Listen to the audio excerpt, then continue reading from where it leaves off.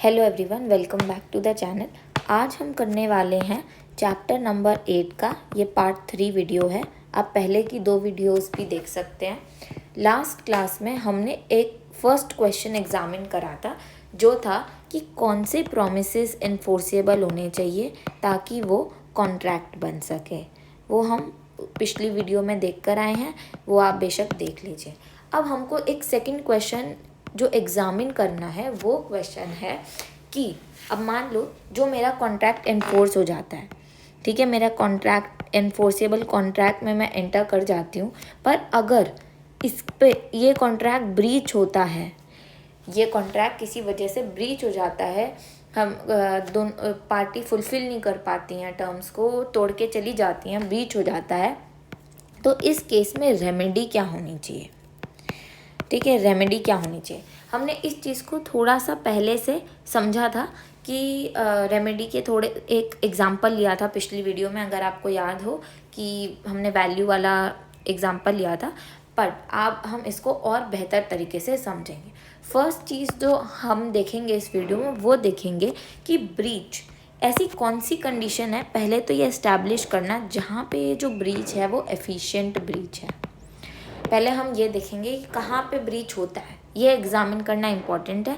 And then accordingly हम देखते हैं कि रेमेडी क्या होती है, मतलब कि क्या डैमेजेस मिलते हैं जो भी अफेक्टेड पार्टी होता है इन केस ऑफ ब्रीच। तो फर्स्ट चीज़ हमको ये एग्जामिन करना है कि एफिशिएंट ब्रीच क्या होता है, एंड सेकेंड हम को उस हिसाब से डैमेजेस फिक्स करने पड़ेंगे, ताकि अगर जहाँ पर इनएफिशिएंट ब्रीच हुआ होगा, कोड्स देखेंगे, पहले एफिशिएंट ब्रीच की कंडीशन देखेंगे, फिर वो देखेंगे अगर इनएफिशिएंट ब्रीच हुआ है तो वो डैमेजेस के थ्रू इसको एफिशिएंसी की तरफ मूव कराएंगे, इस इनएफिशिएंट ब्रीच को एफिशिएंट ब्रीच में कन्वर्ट करेंगे with the help of damage. अभी जब हम पढ़ेंगे तो आपको और क्लियर होगा, और यही आपको पर्सपेक्टिव चैप्टर 5 में भी दिखेगा। सो जो हमारा second purpose of contract law है वो सिक्योर करना है ऑप्टिमल कमिटमेंट टू परफॉर्मेंस। मतलब कि ऑप्टिमल कमिटमेंट टू परफॉर्मेंस का मतलब ये होता है कि अगर ब्रीच हो तो ओनली एफिशिएंट कंडीशंस में ब्रीच हो, ओनली एफिशिएंट कंडीशंस में ब्रीच हो। अब वो एफिशिएंट कंडीशन क्या होती है, वो कंडीशन होती है अगर आपका cost of performance greater than हो जाता है वैल्यू ऑफ परफॉर्मेंस से। अब एक बात हमने डिसाइड करा था, फॉर एग्जांपल हाउस में, कि हम 50 लाख में हाउस बना कर देंगे, पर कुछ अनफोर्सीन सर्कमस्टांसेस आ गई और कॉस्ट जो आपको लग रही है वो हाउस बनाने के लिए वो 1 करोड़ मिल रही है। तो अब कोई भी कॉन्ट्रैक्टर इस केस में 50 लाख का लॉस नहीं लेगा, वो ये सोचेगा मैं ब्रीच कर देता हूँ ये वाला कॉन्ट्रैक्ट को, बिकॉज यहाँ पे आप खुद देख लीजिए, because cost of performance is very high, way higher than the value that the contractor is getting from the performance. तो यहीं पे ही हम लोगों को देखना होता है कि ये क्वेश्चन कि कब परफॉर्म करें और कब ब्रीच करें। तो परफॉर्मेंस आपकी एक सिंपल सी कॉस्ट बेनिफिट एनालिसिस से परफॉर्मेंस कब आएगी, परफॉर्मेंस आप तब करोगे जब आपका कॉस्ट लेस देन वैल्यू है, ताकि आप कुछ प्रॉफिट भी अर्न कर सको। और ब्रीच कब आएगी, एफिशिएंट ब्रीच कब होगी, जब कॉस्ट ग्रेटर देन वैल्यू है। ये हम एफिशिएंसी की कंडीशन की बात कर रहे हैं। अब देखो, इनएफिशिएंटली भी कॉन्ट्रैक्टर्स बहुत बार कॉन्ट्रैक्ट तोड़ देते हैं, ठीक है, कॉस्ट भी उनकी कम हो रही होती है पर वो तोड़ देते हैं कॉन्ट्रैक्ट को, तो वो इनएफिशिएंट ब्रीच कहा जाएगा। तो हम यही बात करते हैं। तो हम जो इनएफिशिएंट, पहले तो हम एफिशिएंसी की कंडीशन एस्टैब्लिश करते हैं। यहाँ पे देखो कि in determining whether performance of breach in contract is efficient, we need to compare promiser's cost of performance to promisee's benefits from performance.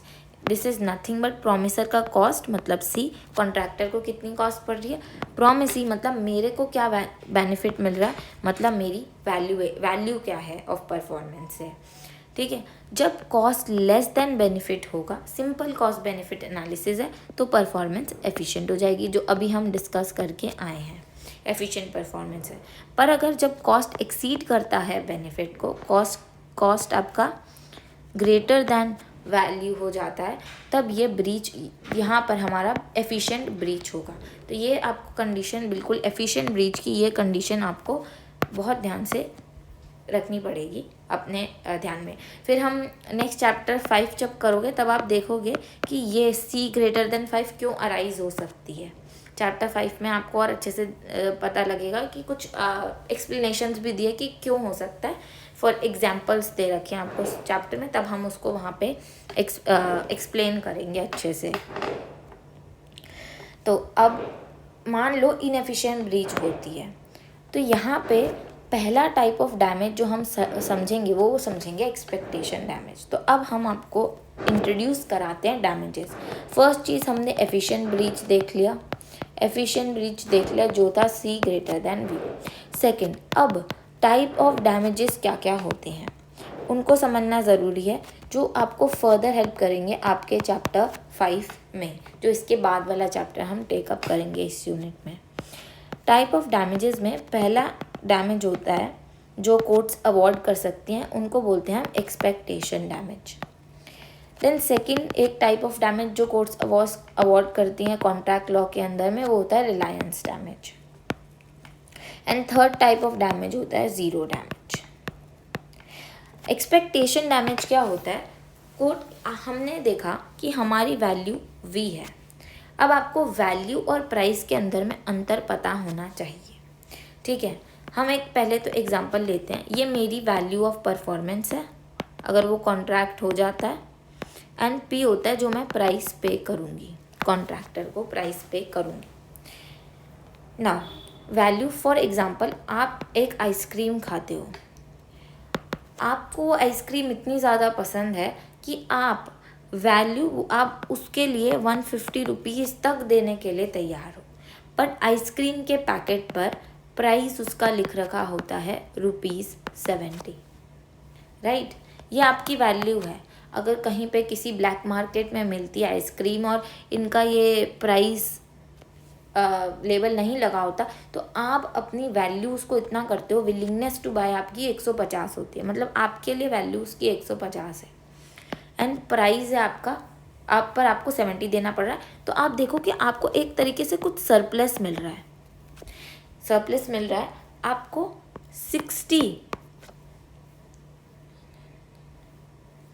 80 rupees का आपको इसमें सरप्लस मिलता है, बिल्कुल। तो यही एक्सपेक्टेशन डैमेज आपको हेल्प करेगा।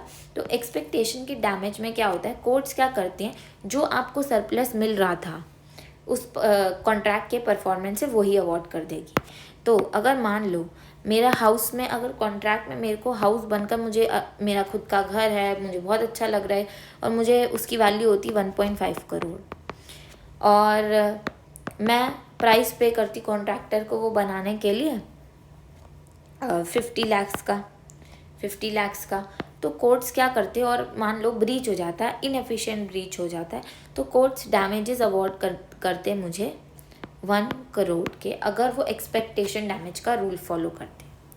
रिलायंस डैमेज क्या होता है, बहुत बार हमको परफॉर्मेंस इंड्यूस कराने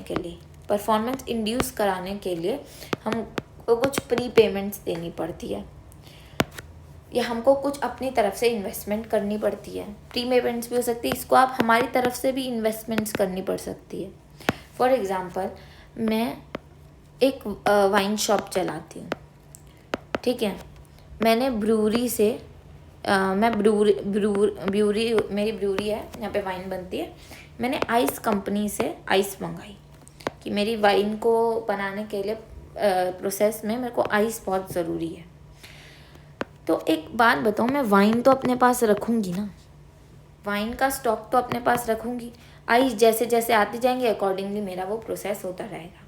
ये तो एक इंग्रेडिएंट है, वाइन तो मेरे को रखनी होगी। ऐसा तो नहीं आइस पहले मंगा लूँगी फिर वाइन ऑर्डर करूँगी, ऐसा तो नहीं होगा।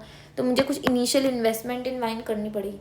मान लो आइस कंपनी आइस ही नहीं भेजती है, और ये मेरी सारी वाइन जो वर्थ ₹50 लाख थी वो डैमेज हो जाती है। तो इन केसेस में क्या करता है, कभी कभार कोर्ट ऐसा भी डिसीजन दे देगा कि हमको रिलायंस के बराबर डैमेज मिलेगा। जो डैमेज मिलेगा वो हमारे रिलायंस इन्वेस्टमेंट के हिसाब का मिलेगा डैमेज, मतलब जो हमने इन्वेस्टमेंट कर दी फॉर द इंड्यूसमेंट उतना डैमेज मिलेगा। ज़ीरो डैमेज नाम से ही पता लग रहा है, इस केस में कोई भी डैमेज हमें अवॉर्ड नहीं करता है कोर्ट। तो अब हम इसको बेटर समझते हैं। यहाँ पे अब आपने एफिशिएंसी की कंडीशंस यहाँ पर देख लिए। अब एक्सपेक्टेशन में डैमेज में क्या होता है, जब हम डैमेज को सेट करते हैं at a level equal to the benefit to the promisee, if the contract was perform the promiser will have correct incentive to perform और ब्रीच। तो क्या हुआ,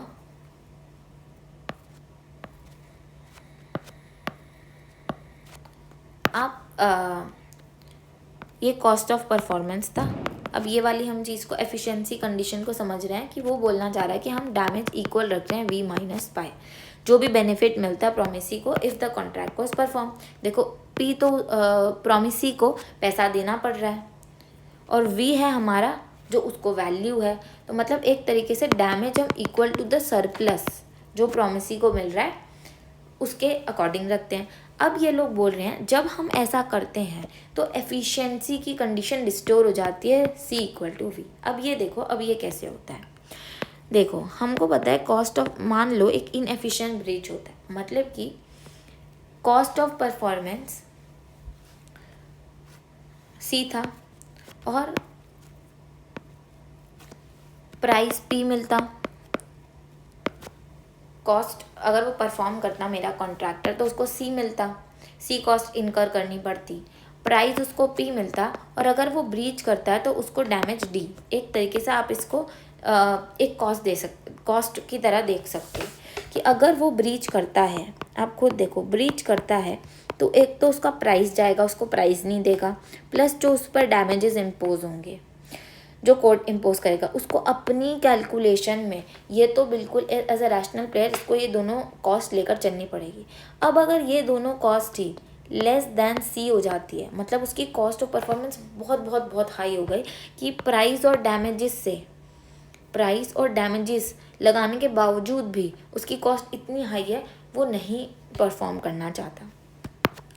एक तरीके से आप यही देखो ना, ये उसका बेनिफिट है फ्रॉम नॉट परफॉर्मिंग, क्योंकि उसने अगर उसने परफॉर्मेंस नहीं करी और एक तरीके से वो क्योंकि उसने नॉन परफॉर्मेंस करी तो उसको ये कॉस्ट बियर करनी पड़ी। अब देखो बेनिफिट ग्रेटर देन कॉस्ट हो गया तो ये तो एक एफिशिएंट कंडीशन होगी उसके व्यू पॉइंट से।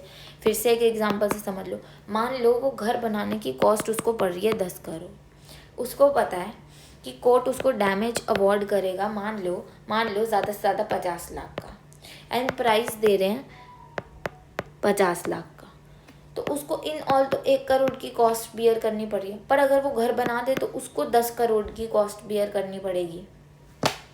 तो इस केस में कॉन्ट्रैक्टर घर नहीं बनाएगा। अब एक डाउट और बच्चों के दिमाग में आता है, वो होता है कि मैम हम ये जो कॉस्ट है हम क्यों नहीं ट्रांसफ़र कर दें कस्टमर को। अगर मुझे 10 करोड़ की कॉस्ट लग रही है घर बनाने में, why don't I transfer this. नहीं, ऐसा थोड़ी होता है। कॉन्ट्रैक्ट जब वो एंटर हुए होंगे उन्होंने प्राइस डिटरमाइन करा होगा ना, तभी तो मैं एंटर हुई हूँ कॉन्ट्रैक्ट में। ऐसे थोड़ी है मैं 10 करोड़ का भी दे दूँ।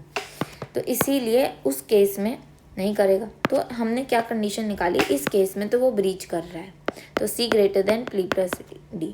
अब वो ऑथर्स क्या बोलते हैं, अगर मैं D को equal to V minus P रख दूँ ना तो मेरी एफिशिएंट, अगर मैं ये nothing but your expectation damage है।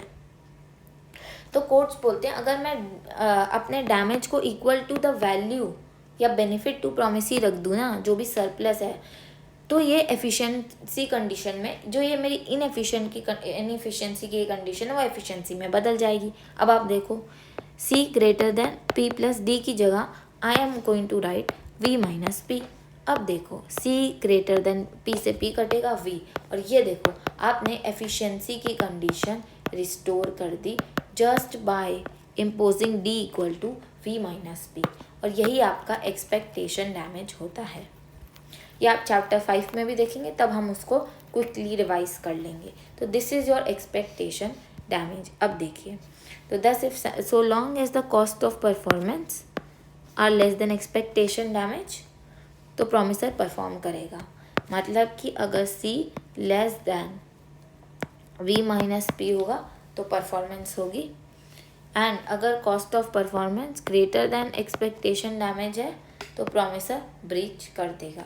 अभी हम एफिशिएंसी रिस्टोरेशन भी देख चुके हैं।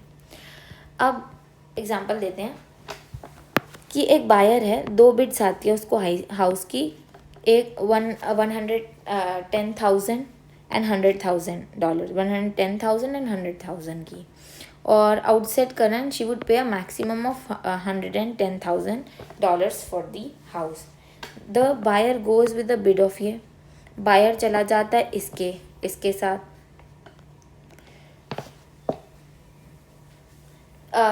ये वाला example I think this is incomplete, और maybe they were trying to say something else. कोई बात नहीं, आप मेरे वाले एग्जाम्पल से इसको बेटर समझ लेना।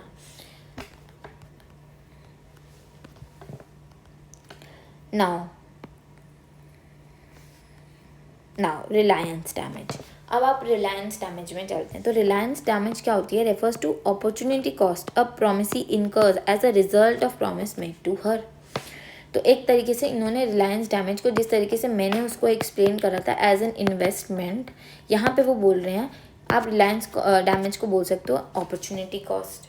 ठीक है, तो आप रिलायंस डैमेज को कुछ भी समझ सकते हो, एज अ इनिशियल इन्वेस्टमेंट समझ सकते हो, तो उस हिसाब से भी समझ सकते हो रिलायंस डैमेज को। अपॉर्चुनिटी कॉस्ट कैसे हो कि मान लो वो मैं 50 लाख रुपए वाइन खरीदती ही नहीं, अगर मुझे पता होता कि आइस आएगी ही नहीं कभी, तो एक तरीके से अपॉर्चुनिटी, इसका best usages, next best usages मेरे 50 लाख का कहीं और हो सकता था, तो एक तरीके से आप इसको अपॉर्चुनिटी कॉस्ट भी ले सकते हो।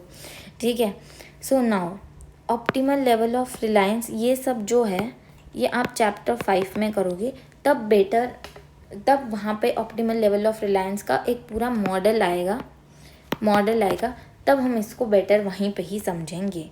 तो please look out for chapter 5, because ये पूरा मॉडल जो efficient optimal level of Reliance है, ओवर रिलायंस की प्रॉब्लम्स है, हेडली वर्सेस बैक्सेंडेल रूल, वो सारा का सारा चैप्टर नंबर 5 में है, इधर से नहीं होगा। ये यहाँ पर this chapter is more like introduction है, जितना आपको यहाँ पे बताया गया है expectation, Reliance damage and zero damage, इसका पूरा का पूरा जो एक्सप्लेनेशन है वो आपको बेटर एक्सप्लेनेशन चैप्टर 5 में मिल जाएगा। और इसके जो चैप्टर 8 के जो पार्ट 4 में हम करेंगे ना, ये इम्पॉर्टेंट हो जाएगा, बिकॉज यहाँ पर हम करने वाले हैं default rule and mandatory rules. This is also very very important topic which will cover in part 4। But अभी इन चीज़ों को समझना बहुत इंपॉर्टेंट, बिकॉज हम फिर सेकंड क्वेश्चन आंसर ही नहीं करते अपना मॉडल बनाते हुए, इसलिए इस चैप्टर में इन चीज़ों को एक्सप्लेन करना बहुत इंपॉर्टेंट है। हमने फर्स्ट क्वेश्चन आंसर कर दिया, हमने सेकंड क्वेश्चन आंसर कर दिया, अब ये सारी चीज़ें हम चैप्टर 5 में टेकअप करेंगे ताकि रिपीट ना हो और हम बेटरली अंडरस्टैंड कर सकें। यस, अब हम यहाँ पे इतना ये पार्ट करेंगे, ये बी से जो डिफ़ॉल्ट एंड मैंडेटरी रूल्स है हम ये पार्ट 4 में करेंगे। सो वो बोलते हैं परफेक्ट कॉन्ट्रैक्ट्स क्या होते हैं। परफेक्ट कॉन्ट्रैक्ट्स देखो तब बनेंगे जब हम लोग कोई भी इंफॉर्मेशन मिस आउट नहीं करेंगे अपने कॉन्ट्रैक्ट में। जब हम कॉन्ट्रैक्ट ड्राफ्ट करते हैं तो हम सब कुछ लिखते हैं, कोई भी सिचुएशन ना छूटे, कोई कुछ भी ना छूटे, वो परफेक्ट कॉन्ट्रैक्ट्स होते हैं। और वो परफेक्ट कॉन्ट्रैक्ट्स तभी बनेंगे जब पार्टीज़ आपकी रैशनल है और जो ट्रांजैक्शन कॉस्ट है, बार्गेनिंग कॉस्ट है, वो ज़ीरो होती है दोनों पार्टीज़ के बीच में, तब आपकी परफेक्ट कॉन्ट्रैक्ट्स बनेंगे। देखो रियल वर्ल्ड में परफेक्ट कॉन्ट्रैक्ट्स नहीं बनते हैं, बिकॉज कॉन्ट्रैक्ट्स जो हैं कॉन्ट्रैक्ट्स इम्परफेक्ट हैं, इनके बीच इनके अंदर में इनएफिशिएंसीज है। तब ये अब आपको पार्ट 4 में समझ में आएगा कि बिकॉज इम्परफेक्शंस आ गए हैं कॉन्ट्रैक्ट के अंदर में, इनकम्प्लीटनेस आने लग जाती है कॉन्ट्रैक्ट के अंदर में, इनकम्प्लीटनेस आने लग जाती है, तो इसके लिए हमको डिफ़ॉल्ट एंड मैंडेटरी रूल्स की ज़रूरत पड़ने लग जाती है। वो आप पार्ट 4 में देखोगे, पर आपको पहले ये समझना ज़रूरी है कि परफेक्ट कॉन्ट्रैक्ट्स क्या होते हैं। जब पार्टीज़ आपकी रैशनल होती है, ट्रांजैक्शन कॉस्ट ज़ीरो होती है, तब आपके परफेक्ट कॉन्ट्रैक्ट्स अराइज होते हैं। देखो जब पार्टीज रैशनल होती हैं इसका यही मतलब होता है कि हम सारी सिचुएशन को इसके अंदर में डाल दें। यहाँ देखो कंडीशन क्या होती है कि कुछ भी right resource object allocated to the party who values it the most, जो वैल्यू जिस चीज़ को ज़्यादा करेगा उसको वो मिलेगी। हर कंटिजेंसी आपने एंटिसिपेट कर लिया।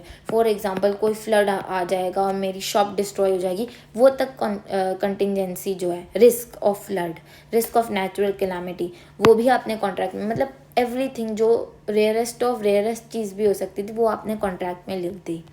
Risk associated with each contingency is allocated to the party who can insure against it at the least cost। अब ये वाला टॉपिक भी हम पार्ट 5 ऑफ चैप्टर 8 में करेंगे और मे बी चैप्टर 5 में करेंगे। ये आपके प्रॉपर्टी रूल्स में भी आएगा इंश्योरेंस, तो ये आपको अभी इतना लोड लेने की ज़रूरत नहीं है, बिकॉज ये एक तरीके का एक रूल होता है कि जो लो कॉस्ट पे उस चीज़ को इंश्योर कर सकता है किसी रिस्क को, तो एफिशिएंसी की कंडीशन तो यही बोलती है कि उस पार्टी को ही वो रिस्क लेना चाहिए। चलो आपको एक एग्जांपल दे देते हैं, मान लो दो पार्टीज़ हैं, एक फार्मर होता है और एक होलसेलर होता है। होलसेलर की बजाय हम ले लेते हैं मान लो रिलायंस। अब एक बात बताओ, कुछ कैलामिटी आ गई, ठीक है, मान लो प्राइस फॉल हो गए या प्राइस राइज हो गए। उस केस में अपने आप को उस प्राइस फॉल या राइज के केस में इंश्योर करने की क्षमता सबसे बेटर किस में है? रिलायंस के अंदर में, के अंदर में, बिकॉज ये बहुत बड़ी कॉरपोरेशन है। इन केसेस में फार्मर्स को बोलना कि तुम इंश्योर करो प्राइस फॉल के अगेंस्ट से, तो ये तो इनइक्विटी की भी एक तरीके से आप सिचुएशन बोल सकते हो। ऐसे कभी भी कोई लॉ इन्फोर्स नहीं करेगा, तो रिलायंस को ही इंश्योर करना पड़ेगा। अगर प्राइस राइज होते हैं, प्राइस राइज होंगे तो रिलायंस को इंश्योर करना पड़ेगा अपने आप को। तो यही बात यहाँ पे बोल रखी है कि risk associated with each contingency क्या हो कि प्राइस राइज हो सकता है, तो जो भी पार्टी उसको लीस्ट कॉस्ट पे इंश्योर कर सकती है उसको जानी चाहिए। देखो जब ये कंडीशंस मिसिंग होती है, जब आप के पीपल रैशनल नहीं है, ट्रांजैक्शन कॉस्ट ज़ीरो नहीं है और आप सारी कंटिजेंसी को एंटिसिपेट नहीं कर सकते हो, रिस्क को इंश्योर नहीं कर सकते हो, तब जो कॉन्ट्रैक्ट्स है वो आपके इम्परफेक्ट कॉन्ट्रैक्ट्स बन जाते हैं। जब इम्परफेक्ट कॉन्ट्रैक्ट्स बनते हैं उन केस में जो ये आपके, अब ये वाला जो पार्ट है इम्परफेक्ट, यहाँ तक आप समझिए, ये जो भी है ये पूरा पार्ट हम part number 4 of the lecture series में करेंगे। तब हम आपको एक्सप्लेन करेंगे कि default rules and mandatory rules क्यों अराइज होते हैं। तो आज की क्लास में let me revise in a just, आज की क्लास में हमने क्या करा है, हमने अपना क्वेश्चन नंबर 2 को इन्वेस्टिगेट करा है। दैट इज़ अगर मेरा कोई कॉन्ट्रैक्ट है जो एनफोर्स्ड था, उसका ब्रीच हो जाता है, तो सबसे पहले देखा कि एफिशिएंट ब्रीच की कंडीशन क्या होती है, क्या होनी चाहिए। फिर देखा कि इसके केस में क्या रेमेडी मिलती है। हमने 3 रेमेडीज़ देखी, हमने एक्सपेक्टेशन डैमेज की रेमेडी देखी, हमने रिलायंस डैमेज की रेमेडी देखी, हमने ज़ीरो डैमेज की रेमेडी देखी। फिर हमने चर्चा में परफेक्ट कॉन्ट्रैक्ट्स की बात करी, हमने परफेक्ट कॉन्ट्रैक्ट्स की कंडीशंस देखी और फिर देखा कि जब ये कंडीशंस नहीं होती हैं तो हमारे इम्परफेक्ट कॉन्ट्रैक्ट्स बनते हैं। और इम्परफेक्ट कॉन्ट्रैक्ट्स के लिए जो अब हम नेक्स्ट क्लास में टॉपिक करेंगे वो होगा आपके default rules and mandatory rules. Thank you guys very much. आपको कुछ भी डाउट हो, कुछ भी पूछना हो, आपको कोई फर्दर कोई सजेशंस हो तो please provide that in the comment section below. Have a nice day. Bye bye.